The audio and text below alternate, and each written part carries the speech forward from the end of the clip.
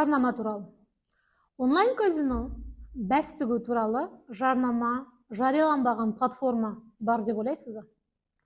Метродағы жарнама, онлайн кино көрген кездегі жарнама, ютубтегі жарнама, емхананың алдындағы билбордтағы жарнама. Бұл жарнамалардың барлығынан біз онлайн бәстігі лезде байып кету, өзінің бағынды сынап көру сияқты тартымды жарнамалардың мәтінін көреміз. Қазақстан Республикасындағы жарнама туралы заңға сәйкес бірнеше принциптер бар.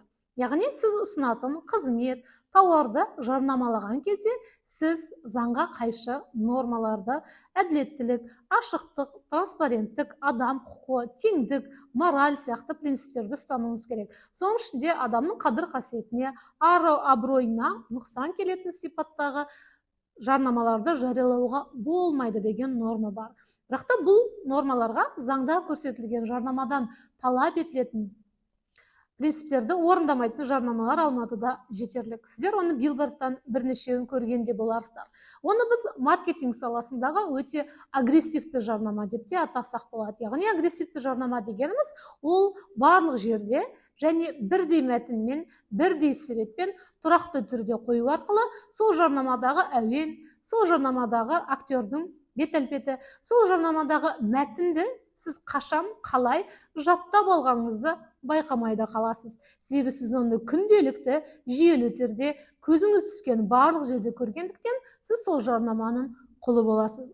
Маркетинг саласы жарнамаға байланысты оның агрессивті емес болуын жалпы капиталистік жүйенің қажеттіліктері мен сұраныспен ұсыныспен реттейді. Дәл осы жерде мемлекеттің араласуы минималды болу керек деп есептейтін кәсіпкерлер де бар. Себебі жарнаманы жариялайтын агенттіктер кім сұраныспен ұсыныс берсе, кім қаражатты көбірек төлесе, соны жарнамалауға даяр.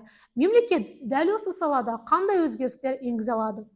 Егер біз жарнама туралы заңға, онлайн казиноға, бәстігуге, өзге де ойындарды жарнамалауға тыйым салу десек, жарнамалар бір күнде жойылып кетеді деп ойлайсыз ба?